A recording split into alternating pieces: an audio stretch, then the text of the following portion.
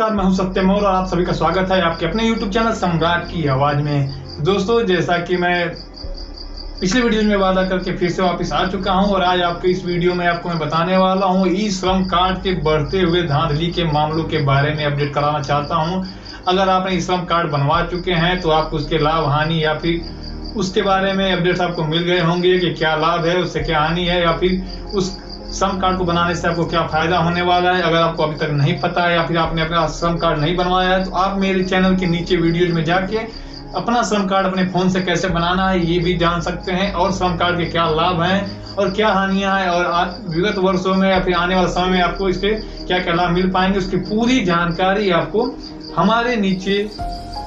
दिए गए और वीडियोज की लिंक पे भी आप जाके देख सकते हैं, पूरी जानकारी पा सकते हैं। और अब हमारी वेबसाइट www.samrat4u.com पे विजिट करके सभी जानकारी का भरपूर फायदा ले सकते हैं। तो दोस्तों, अभी मैं बात करने वाला हूं श्रम कार्ड के हो रहे धांधली के मामलों में। जैसा कि हमने थंबनेल में देख के जान ही गए होंगे कि श्रम कार्ड के मामले में जो फ्रॉड और स्कैम के तरीके बढ़ते जा रहे हैं, उनमें 6 लोगों की गिरफ्तारी हो चुकी है ऑलरेडी। और भी कितनी चीजें ऐसी हैं जो कि अभी तक शायद हो सकते हैं या फिर कानून की नजर में या फिर गवर्नमेंट नजर में अभी तक नहीं आ पा रही है। लेकिन हर चीज के मामले में देखिए, जो फ्रॉड हैं, स्कैमर हैं, जिसको पता है कि किसी भी चीज का गलत लाभ कैसे लेना है या फिर उसका दूसरे को फायदा बता के हमको उसका लाभ कैसे लेना है, इसके बारे में एक स्कैमर, एक फ्रॉड ही बहुत बेहतरीन तरीके से जान सकता है, जिससे हम और आप उस स्तर तक जाकर उस चीज को समझ नहीं सकते हैं। तो दोस्तों, मैं आपको बताना चाहूंगा और एक समझिए कि मैं अपने तरफ से एक आपको राय ही देना चाहूंगा कि अगर आप सलाह मान लीजिए, राय मान लीजिए, लेकिन मैं ये कहना चाहूंगा कि अगर आपने अभी तक अपना श्रम कार्ड नहीं बनवाया है तो दोस्तों श्रम कार्ड बनवा लीजिए, लेकिन कहाँ से बनवाइए ये भी जानना जरूरी है। श्रम कार्ड बनवाने के लिए पहले तो अगर सबसे सेफ तरीका है कि आप अपने फोन से खुद ब खुद अपना श्रम कार्ड बनाने, कोई बहुत ज्यादा हार्ड प्रक्रिया उसकी नहीं है, जिसके बाद आप समझ नहीं पाते हो तो आप YouTube चैनल पे बहुत सारी वीडियो पड़ी है, मेरे चैनल पे वीडियो पड़ी है, आप उसको देख के वीडियो श्रम कार्ड बना सकते हैं। दूसरी बात, अगर आप श्रम कार्ड अपने खुद से बनाना नहीं चाहते हैं या फिर बनाने में आपको दिक्कत हो रही है तो आप किसी भी अपने लोकल जगह पे जहाँ पे आप वर्षों से आपका आना जाना हो, जैसे किसी जन सेवा केंद्र, किसी CSP संचालक या फिर कोई भी ऑनलाइन या फिर ई-कॉमर्स साइट जहाँ पे आप काम करते हैं, या फिर वहां जाके जिसपे आपको भरोसा है, जिससे आपका बहुत पहले से लेन देन चल रहा हो, वहां से जाके एक भरोसेमंद दुकानदार या फिर भरोसेमंद ऑफिस पे जाके ही इस श्रम कार्ड पोर्टल पे रजिस्ट्रेशन करें, क्योंकि इसका मोबाइल नंबर लगा होता है, उनका OTP बेस्ड है कि श्रम कार्ड बन जाता है। जिसका नहीं लगा होता उनका फिंगरप्रिंट की जरूरत पड़ती है,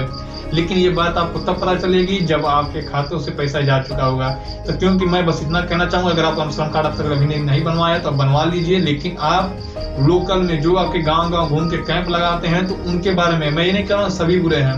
उनके बारे में जान लीजिए कि उनका लोकेशन कहाँ क्या है, वो किस चीज से काम कर रहे हैं, और उनके लैपटॉप के डैशबोर्ड पे भी आप देखते रहिए कि वो कम कर क्या रहे हैं। अगर आपको प्रॉपर नॉलेज है, अगर आपको नॉलेज नहीं है, आप अगर अशिक्षित हैं और पढ़ाई नहीं की रखी, आपको नॉलेज नहीं है सिस्टम के बारे में, तो आपसे मैं यही निवेदन करूंगा कि आप अपने नजदीकी जन सेवा केंद्र, CSP सेंटर, ग्राहक सेवा केंद्र या फिर किसी बैंक CSP पे जाकर ही श्रम कार्ड पोर्टल पर रजिस्ट्रेशन कराएं, क्योंकि सब ऐसा मामला निकल के सामने आया है कि जो गांव जाके कैंप लगा के श्रम कार्ड के मामलों में तेजी से, क्योंकि आज की डेट में APS सिस्टम जो कि आधार इनेबल पेमेंट सिस्टम है, जिसमें पहली कंपनियां जैसे कि वक्रांगी इत्यादि जो कि बैंक ही वो BCS शाखा या फिर CSP प्रोवाइड करती थी, लेकिन अभी के दौर पे बहुत सारी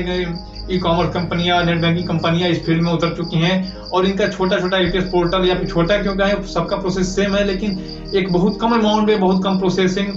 टाइम में आपको आधार इनेबल सिस्टम प्रोवाइड कर देती हैं, जिससे क्या करते हैं कि इस श्रम के नाम पे आपका डाटा एंट्री किया जाएगा, सब कुछ बेस्ट वही किया जाएगा, और आपका फिंगर एक बार बताया जाएगा कि नहीं कैच किया है, दोबारा कैच नहीं किया है, दोबारा नहीं कैच किया, तो पता चले कि फर्स्ट टाइम तो आपने श्रम कार्ड के लिए बनवाया, सेकंड टाइम आपके खाते से अमाउंट विड्रॉल कर लिया गया। इसके पीछे लॉजिक में बता देता हूँ कि जो भी स्कैमर हैं या फिर जो भी फ्रॉड करने वाले हैं, उनको पता होता है कि आपके लोकल एरिया में, जो कि आप जहाँ रहते हैं, आपके निवास के इर्द गिर्द 50-10 किलोमीटर की रेंज में कौन सा बैंक है या फिर सबसे ज्यादा किस बैंक के कस्टमर हैं, तो उनको जानकारी हो जाती है कि आपके एरिया में पंजाब नेशनल बैंक है या फिर UBI है या फिर SBI है, या फिर जिस भी बैंक से आपका एरिया कवर होता है, जो बहुत आए लोगों का अकाउंट उन खातों में, मतलब उन बैंकों में सबके खाते हैं,